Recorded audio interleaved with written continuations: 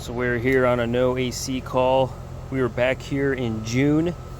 System was low on refrigerant, so we put 2 pounds in and leak sealant, hoping it was a small leak. We are back now in October and we are low again. So we got them through the summer, but this is a heat pump system with an air handler. We might have to finally do a leak search, see if we can find it, and get the proper repair done. Well, we decided it's low, but we also tested the TXV, make sure that was actually moving and working, because that 210 high was throwing us off a little bit, but it was moving. We're going to try and do a leak search now, see if we can find it. Ready? Yep.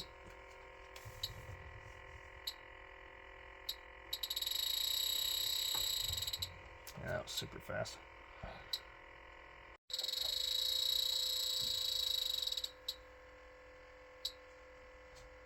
Every single bottom. Oh, my battery's about to die now, so now it's going to do funky beeps.